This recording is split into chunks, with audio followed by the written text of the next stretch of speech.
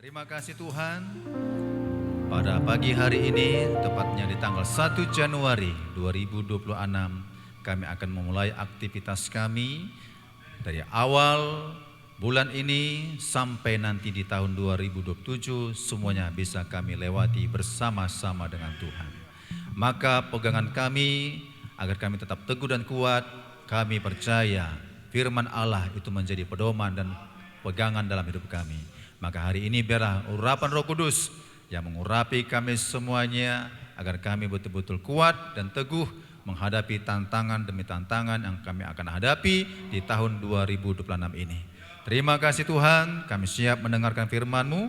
Di dalam nama Tuhan Yesus kami berdoa dan mengucap syukur bersama-sama, kita katakan Amin. amin. Silakan duduk Bapak Ibu Saudara-saudara.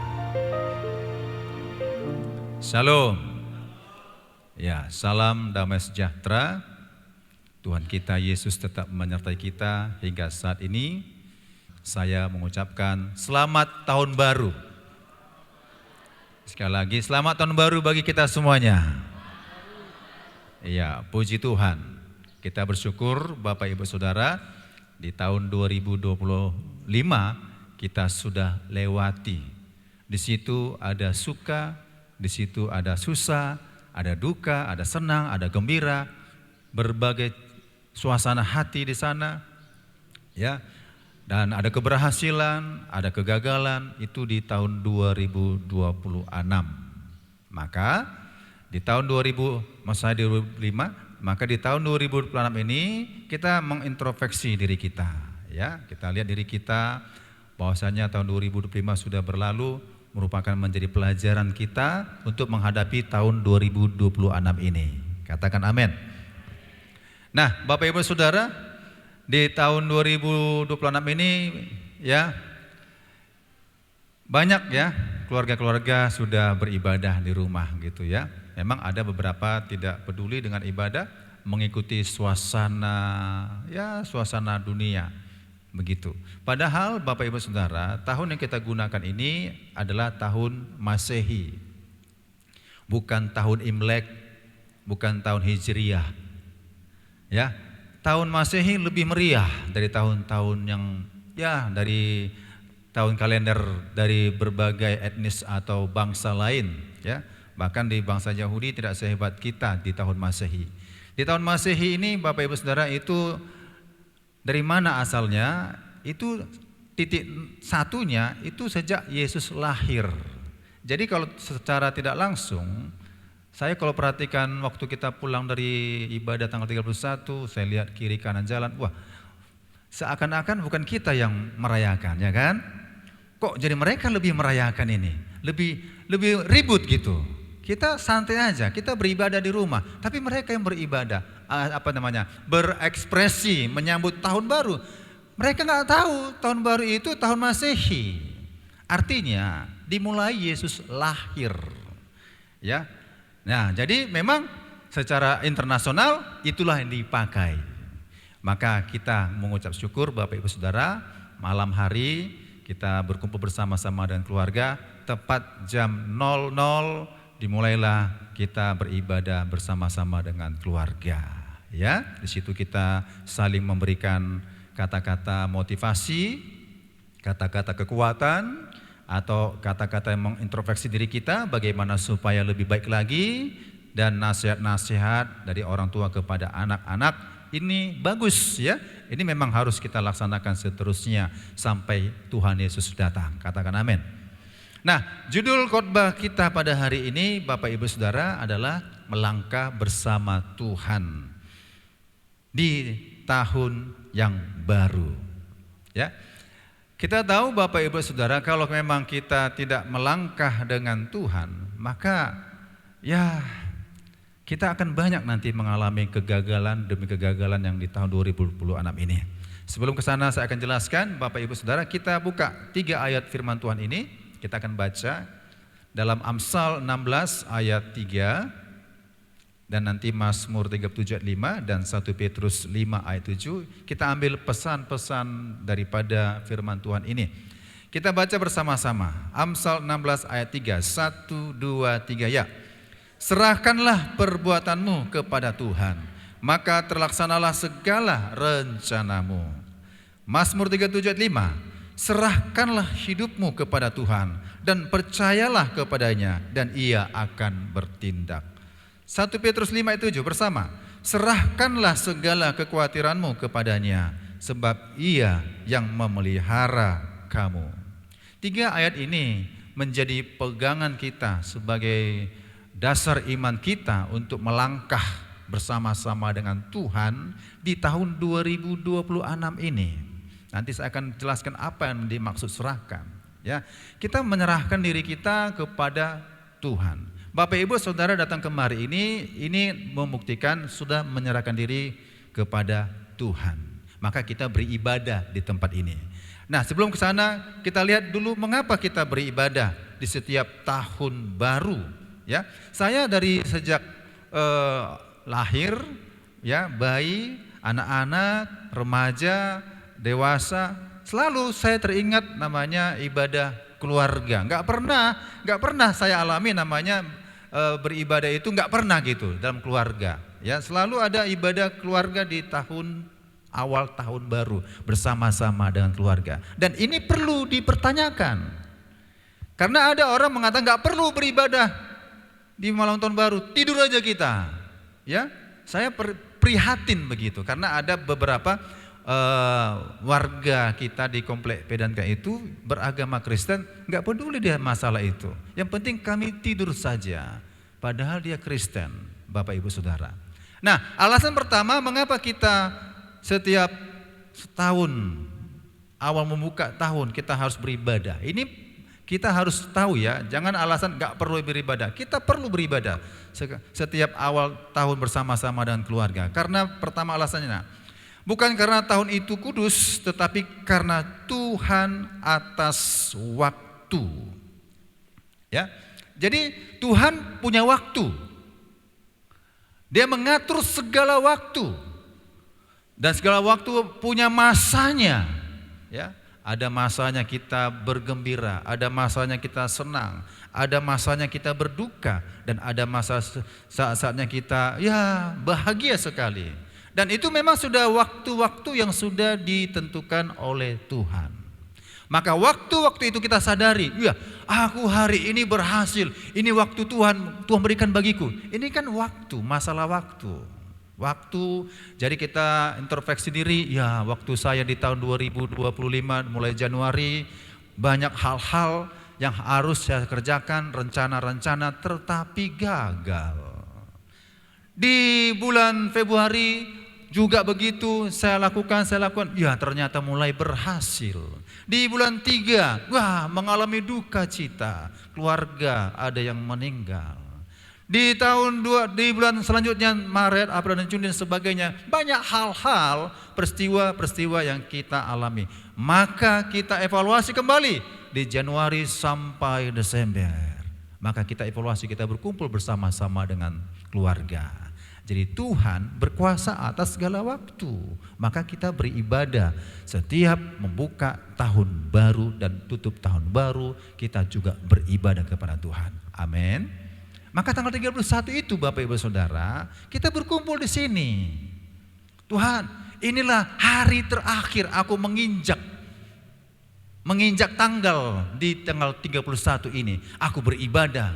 Kita berkumpul beribadah di rumah Tuhan. Janganlah bergabung-gabung bakar-bakar ikan, ya kan?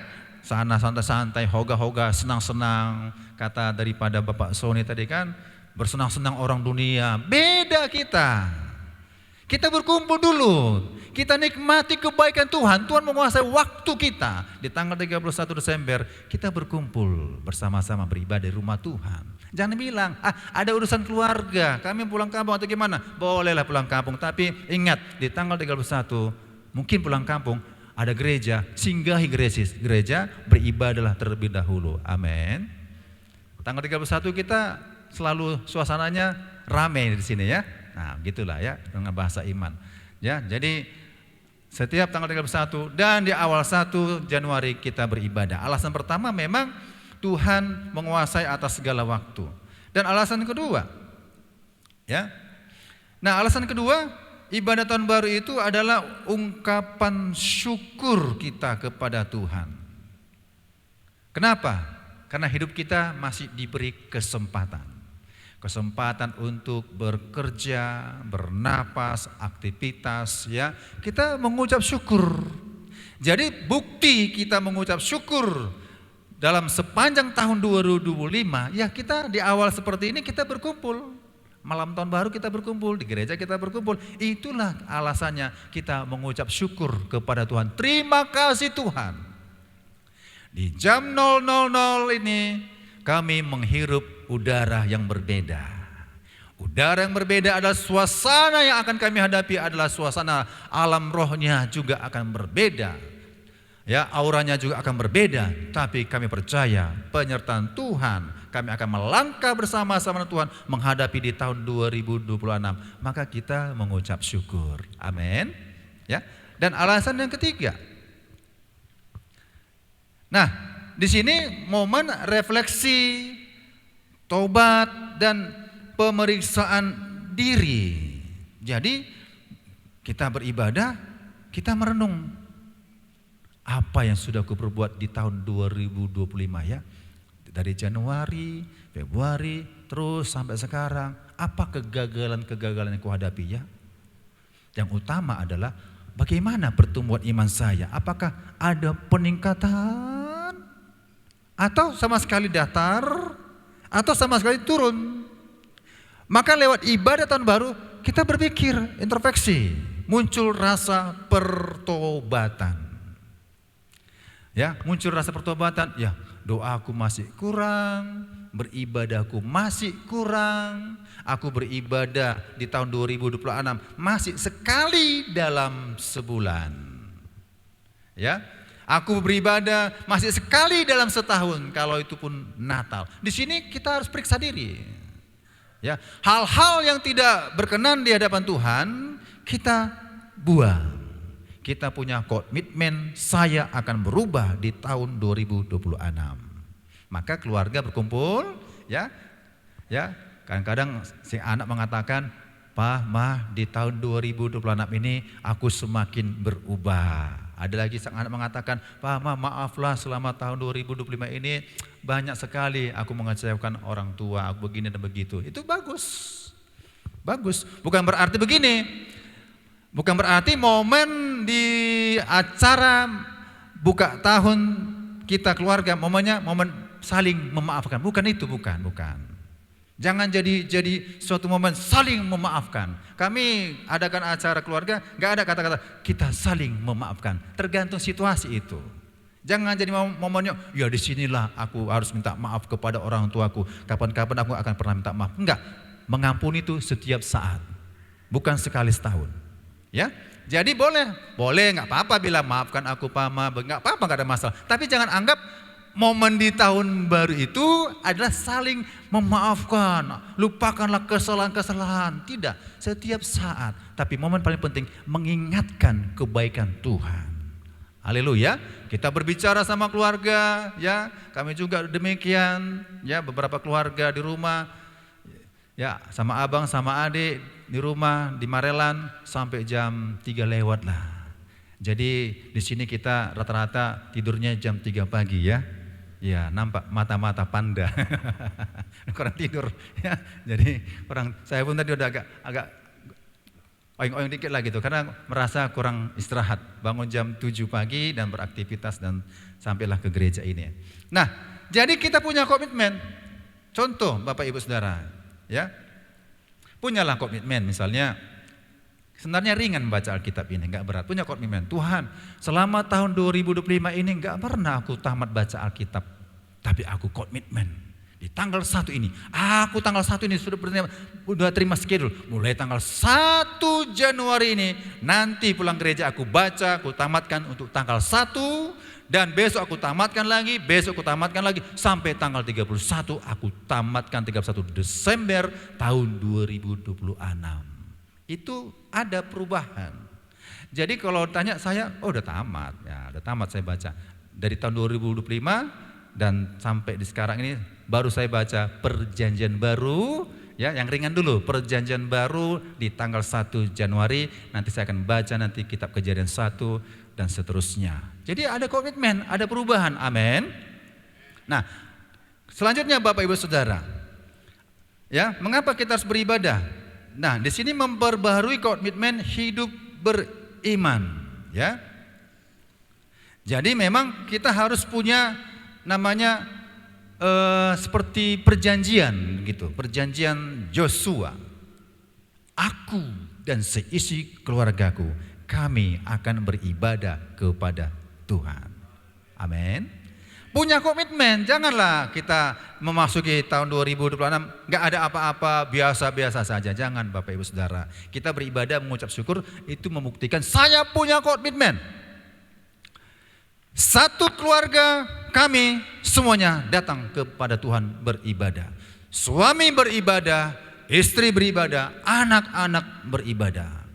Jadi introspeksi, wah ini saya di sini suami nggak ada, anak nggak ada, saya hadir. Atau sebaliknya istri nggak ada, anak nggak ada. Nah di sini menjadi komitmen, aku berdoa kepada Tuhan. Lewat ibadah tahun baru ini, aku berusaha dalam doa supaya seisi keluargaku, kami beribadah kepada Tuhan. Ini bukan kata hiburan, bukan. Ini bukan kata hiburan. Ini kata Joshua diilhamkan Roh Kudus bahwasanya sangat penting keluarga itu semuanya beribadah. Di sini membuktikan Joshua sebagai imam. Dia berkata, aku sebagai imam, aku dan seisi keluargaku, kami akan beribadah. Bukan si istri yang mau ngomong itu, bukan. Si suami yang berkomitmen kepada Tuhan. Kami sekeluarga akan beribadah kepada Tuhan. Jadi di tahun 2026 ini ada usaha kita, anak, istri, suami, ayah, ibu beribadah datang kepada Tuhan. Ya, amin. Nah itu komitmen. Nah Bapak Ibu Saudara, nah, yang selanjutnya adalah kita punya harapan, menegaskan harapan dalam Kristus. Harapan begini Bapak Ibu Saudara, memang kalau dalam pekerjaan, Tuhan pekerjaanku begini, apa sih harapan? Seperti kita ini nggak ada harapan kan? Nggak ada harapan. Jadi punya harapan bahwasanya ya Yesus itu tidak pernah berubah dahulu, sekarang dan sampai selama-lamanya. Kita punya pengharapan di dalam Tuhan. Jadi dalam menjalani bersama dengan Allah di tahun 2026 kita punya harapan. Ada. Jangan pesimis Bapak Ibu Saudara. Kalaupun kita menghadapi kegagalan, jangan pesimis. Aku berhasil. Realitanya gagal, tapi omongannya berhasil. Salahkah? Enggak. Bahasa iman kita, saya berhasil. Di tahun 2026 ini memang kondisiku sakit, tapi aku punya pengharapan. Aku sembuh, aku sehat, walaupun realitanya sama sih sakit. Tapi lewat bahasa iman kita, maka itu membangkitkan kuasa, mukjizat daripada Tuhan, menimbulkan tanda-tanda ajaib. Ya, kalau bahasa kita bersyukur kepada Tuhan, itu menunjukkan punya pengharapan kepada Tuhan. Terima kasih Tuhan dengan musibah yang kami alami, banjir misalnya, ya kan? Nah, memang kita belajar menerima seperti itu. Cobalah kalau kita bersungut-sungut, aduh Tuhan repot sekali Tuhan. Rumah berantakan, benar begini dan begini, pusing nggak kepala kita? Pusing. Jadi kita tidak langsung menyalahkan Tuhan, tapi biarlah ini Tuhan terjadi, kami belajar menghadapinya bersama dengan Tuhan, karena kami punya pengharapan daripada Tuhan. Kami punya pengharapan, semuanya boleh kena bencana, tetapi hati kami percaya Tuhan gak bisa terkena bencana. Kan begitu. Maka bersyukur, memang saya bisa menyampaikan, ya, saya juga belajar mudah menyampaikan kata mengucap syukur, tapi bagaimana kita yang mengalami seperti hal-hal yang sangat berat, tapi saya katakan kita semuanya belajar, amin. Ya, belajar, karena ucapan syukur kita itu Bapak Ibu Saudara itu menunjukkan kita punya harapan kepada Tuhan. Dan di tahun 2026 ini kita belajar bahwasan kita punya pengharapan kepada Tuhan, maka kita senantiasa bersyukur kepada Tuhan. Ya. Nah, di tahun 2026 ini kita akan memasuki banyak tantangan yang kita hadapi. Beberapa poin saya akan sampaikan tantangan yang secara umum saja, ya. Tantangan bukan untuk dihindari, katakan amin. Tantangan itu memang harus dihadapi. Di tahun 2026 tantangan ini selalu kapasitasnya semakin naik. Kalau di tahun 2025 begitu situasinya, ini sebagai pelajaran bagi kita agar kita kuat, mampu menghadapi tantangan di tahun 2026 ini. Tantangan kita hadapi itu nanti dimulai tanggal 1 ini, Januari ini, Februari, Maret, April dan Mei, seterusnya sampai Desember. Banyak lika-liku yang kita hadapi, tantangan demi tantangan kita hadapi. Apakah kita mundur dengan tantangan? Ya, kita belajar, jangan mundur, hadapi aja semuanya. Makanya melangkah bersama dengan Allah. Walaupun berat, walaupun sakit, walaupun tidak menyenangkan, tetap hadapi semuanya. Ikut Tuhan. Bukan dijanjikan kita langit selalu biru, tetapi Tuhan berjanji menyertai kita untuk menghadapinya. Enggak, Tuhan bilang, oh ikut Yesus enak-enak, enggak susah. Enggak, Alkitab banyak tercatat ikut Tuhan itu susah, menderita. Inilah yang banyak dihindari orang percaya. Kami mau ikut Tuhan itu sejahtera, kami mau ikut Tuhan itu kaya, berlimpah, pintar, cerdas. Tetapi ketika dihadapi tantangan itu, apa tantangannya? Susah, menderita, kelaparan, miskin dan sebagainya. Enggak mau. Bukan begitu katanya. Tidak, Bapak Ibu Saudara. Tantangan yang kita hadapi itu merupakan kita belajar untuk berdiri mampu, kuat, berdiri bersama-sama dengan Allah. Amin. Maka kita butuh bersama-sama dengan Allah. Nah, tantangan apa pertama? Tantangan ketidakpastian hidup dan masa depan. Nah, ini berpikir masa depanku bagaimana ya? Apakah masa depanku ini baik? Ya, apalagi usia-usia yang sudah mulai tua ya, seperti saya usianya sudah sekarang terhitung tahun, kalau terhitung bulan belum 53 tapi terhitung tahun sudah 53. Jadi berpikir bagaimana masa depan selanjutnya? Bagaimana masa depan nanti di tahun 2026, 2027? Bagaimana? Nah, ini tantangan bagi kita. Apalagi yang masih muda-mudi. Ya. Bagaimana masa depanku untuk pekerjaanku? Bagaimana masa depanku untuk pernikahanku? Ada enggak kepastian? Dalam Tuhan ada kepastian. Amin. Ini tantangan. Sehingga muncullah pesimis. Enggak ada lah. Ya begini aja lah kondisiku, begini dan begini, terus begini, ya susah begini. Enggak, dalam Tuhan ada kepastian.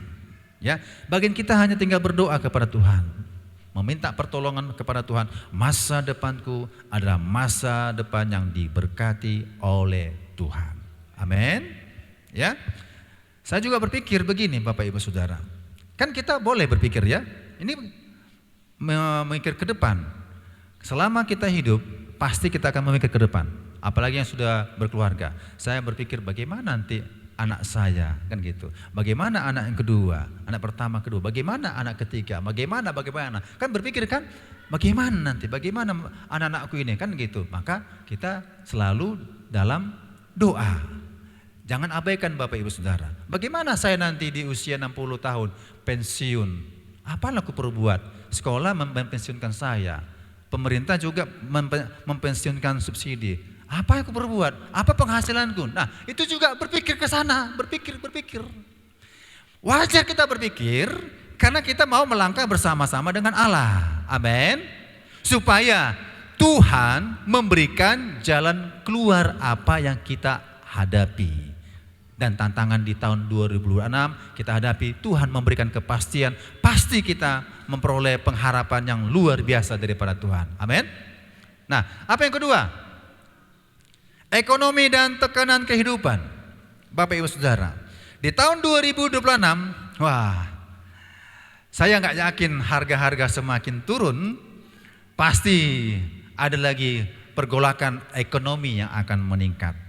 Setiap tahun ya ada saja sesuatu yang harga-harga naik, gaji tak naik, pekerjaan juga tidak menghasilkan banyak sesuai dengan kebutuhan, hanya kebutuhan untuk makan saja atau dan lain saja, untuk menabung nggak bisa lagi karena ekonomi semakin berat dihadapi. Ini tantangan. Ya, di tahun 2026 ini tantangan perekonomian ini Bapak Ibu Saudara berat. Bayangkan Bapak Ibu Saudara, kalau Bapak Ibu Saudara nggak belanja, nggak kekurangan belanja, kan jadi masalah, ya kan? Kebutuhan anak yang sekolah, uang sekolahnya, pendidikannya juga jadi stres. Tapi kalau kita berdoa pada Tuhan, Tuhan tolong kami di tengah-tengah kesulitan ekonomi, Tuhan pasti berikan cara jalannya agar berkat Tuhan secara ekonomi pasti kami terima. Amin. Itu tantangan, ya. Kemudian apa? Tantangan keutuhan keluarga. Nah, di tahun 2026, Bapak Ibu Saudara, ada nanti beberapa keluarga ricu, terjadi perselisihan, pertengkaran antara abang, adik, suami, istri. Ini tantangan. Jangan bilang akur-akur saja kami, enggak. Hai Bapak Ibu Saudara-saudara yang berkeluarga, pernahkah menghadapi selama pernikahan sampai sekarang adem-adem saja? Kan enggak kan? Enggak, itu tantangan. Justru ada tantangan ini Bapak Ibu Saudara, kita melangkah bersama dengan Allah. Hubungan antara suami dan istri pasti ada tantangan. Di tahun 2026 ini pasti ada perselisihan dan pertengkaran. Hubungan ayah dan anak pasti ada perselisihan dan pertengkaran. Pasti ada. Tapi semuanya bisa akur dan damai sejahtera. Mazmur 133 1 ayat 3 itu pasti itu tergenapi dalam kehidupan kita. Kalau kita tetap berharap dan percaya kepada Tuhan. Amin. Itu ada tantangan dalam keluarga, ya. Maka kita didiklah anak-anak kita, Bapak Ibu, ya, supaya tetap di jalan Tuhan. Berat memang karena generasi, kalau dibilang kata bangsa kita ini visinya atau misi atau sejenisnya generasi Z itu kan berat. Karena generasi sekarang ini Bapak Ibu Saudara sangat berat, karena kalau saya perhatikan pergaulannya udah nggak benar lagi, ya. Nah, maka kita berdoa supaya generasi anak-anak kita tetap mengandalkan Tuhan. Amin. Karena lingkungan pekerjaan, lingkungan sekolah pasti ada pengaruhnya. Nah, tantangan apa lagi? Tantangan era digital. Nah, ini kecanggihan zaman Bapak Ibu Saudara. Digital. Ini tantangan, jangan anggap ini enggak tantangan. Ini pun tantangan saya ini. Kalau mengganggu saya untuk membaca schedule, tantangan saya. Kadang-kadang saking asiknya dengan handphone terus enggak baca Alkitab. Asik dan handphone enggak berdoa, asik dan handphone enggak beribadah. Tapi kalau di handphone ini, di masa era digital ini, kita lebih banyak berurusan dengan dunia digital. Ini tantangan. Sehingga tantangan ini berusaha menggeserkan iman kita. Menggeserkan iman kita.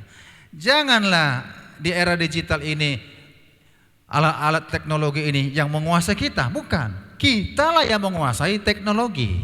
Amin. Teknologi jangan menggeserkan sekalipun kita butuh, jangan sampai menggeserkan iman kita. Tapi iman kita mengalahkan digital tersebut. Kita pergunakan dia sesuai dengan fungsinya. Jangan salah menggunakan. Ya. Nah, tantangan apa lagi? Tantangan iman yang dingin dan formal. Di tahun 2026, ya, tantangan dalam ibadah kita, ya, kasihnya semakin dingin. Tidak tegur sapa, tidak saling fellowship. Ya, itu tantangan juga. Ya, sekedar formal saja gitu. Nah, di sini kita belajar. Karena Bapak Ibu Saudara, kalau misalnya kita kan nggak beribadah di tempat-tempat perbelanjaan ya di mal-mal ya. Kalau saya beribadah, kan saya juga pernah beribadah di tempat mal-mal ya. Itu saya perhatikan ibadahnya sekedar formal. Beribadah, tapi tidak spiritual ya. Beribadah, selesai, tidak ada tegur sapa karena memang simpatisan. Pulang, berbelanja, ya sudah, biasa aja begitu. Beribadah itu hanya sebagai hiburan. Padahal ibadah itu bukan hiburan. Beribadah itu adalah bagaimana hubungan kita dengan Sang Pencipta. Maka inilah disebut spiritual. Amin. Nah, kemudian tantangan apa lagi? Yang keenam ini. Saya ambil 6 saja. Tantangan untuk tetap setia sampai akhir. Setia sampai akhir. Saya setia sampai akhir membaca Alkitab. Saya setia sampai akhir senantiasa berdoa. Saya setia sampai akhir beribadah. Saya setia sampai akhir mengikut Tuhan seumur hidupku. Di tahun 2006 tidak akan absen saya dalam hal ibadah. Kecuali kondisi kurang sehat. Itu tidak perlu dibahas. Selama tubuh kita sehat, kita berusaha setia kepada Tuhan. Amin. Ada perjuangan kita, ya. Karena orang setialah akan diberkati oleh Tuhan. Orang yang malas tidak akan diberkati Tuhan, ya. Nah, kita perhatikan selanjutnya Bapak Ibu Saudara. Jadi, kita hadapilah tahun 2026 ini bersama dengan Tuhan. Amin. Kita lihat Amsal 16 ayat 3 itu, apa maksudnya? Dari 3 poin ini Bapak Ibu Saudara perhatikan. Serahkanlah perbuatanmu kepada Tuhan, maka terlaksanalah segala rencanamu. Keberhasilan sejati dimulai dari penyerahan, bukan dari kehebatan manusia. Kita memang punya rencana, ya. Selalu kita punya rencana. Siapa sih nggak punya rencana? Nanti di tahun ini sampai akhir kita punya rencana. Rencana anak nanti begini, rencana rumah nanti begini, rencana pendidikan nanti begini. Semua punya rencana. Kita boleh punya rencana. Bagus. Sudah ada agenda kita, rencana kita. Tapi Alkitab berkata, serahkanlah semua rencanamu kepada Tuhan.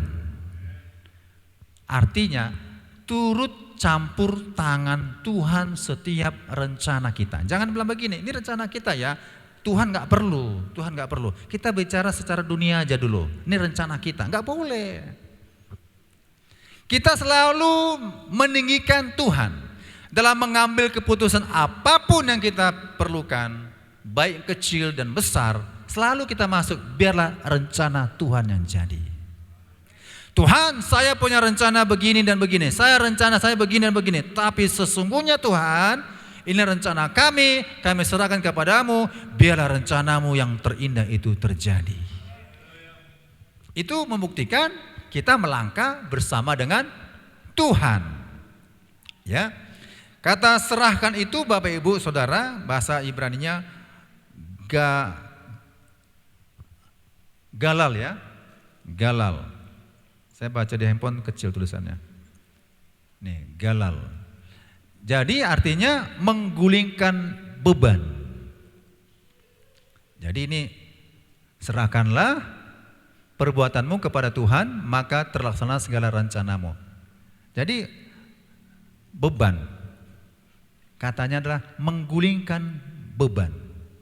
Kalau sudah diserahkan Bapak Ibu Saudara, jangan lagi diingat kembali. Ya, itu artinya menggulingkan beban. Ini beban ya, batu singkirkan saja, udah selesai. Udah selesai. Jangan lagi disinggung-singgung. Serahkanlah perbuatanmu kepada Tuhan, maka intinya terlaksanalah segala rencanamu. Ya. Yang kedua, di Mazmur 37 ayat 5.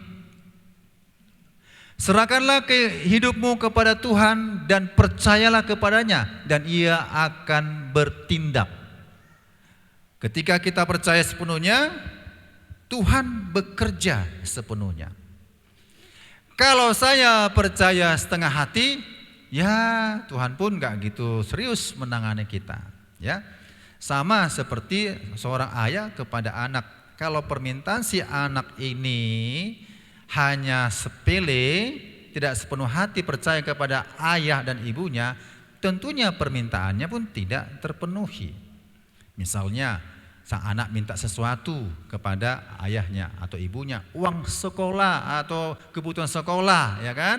Tapi orang tua akan mengatakan, kau harus juga ikut rencana orang tua, patuhi, kerjakan begini, pekerjakan begitu, ya. Maka kalau dia lakukan, kita pun kita beri, ya. Maka dibilang, serahkanlah hidupmu kepada Tuhan, percayalah kepadanya dan ia akan bertindak. Nah, jadi kita serahkan segala hidup kita 100%. Maka sepenuhnya Tuhan juga akan bekerja dalam kehidupan kita. Sepanjang di tahun 2026 ini serahkan saja kepada Tuhan. Tuhan, kuserahkan hidupku kepadamu Tuhan. Dan Alkitab berkata ujungnya ia akan bertindak. Ya, di tahun 2026 ini Tuhan akan bertindak kalau kita serahkan hidup kita kepada Tuhan. Yang terakhir, 1 Petrus 3 ayat 7 di sini dikatakan, serahkanlah segala kekhawatiranmu kepadanya, sebab ia akan memelihara kamu. Allah peduli dan tidak pernah mengabaikan beban umatnya. Nih, segala kekhawatiran berarti tidak ada beban yang terlalu kecil bagi Tuhan. Pemeliharaan Allah bersifat pribadi dan penuh kasih. Serahkanlah kekhawatiranmu. Khawatirkah kita menghadapi tahun 2026? Secara normal, ya, saya normal, Bapak Ibu normal, ketika menghadapi segala sesuatu yang kita hadapi, mungkin ada tantangan, rintangan, ada godaan, ada sesuatu yang mencemaskan, tentu muncul rasa khawatir, tentunya muncul. Kita masih manusia, ya. Ada informasi-informasi yang tidak kita ingini, kita muncul rasa khawatir. Ada sesuatu hal-hal yang aneh, sesuatu terjadi malapetaka, musibah, tentu ada rasa khawatir. Dan dikatakan serahkanlah segala kekhawatiranmu sebab ia yang memelihara kamu. Maka kekhawatiran kita serahkan kepada Tuhan. Amin. Bilang sama Tuhan, Tuhan, aku khawatir dengan masa depanku.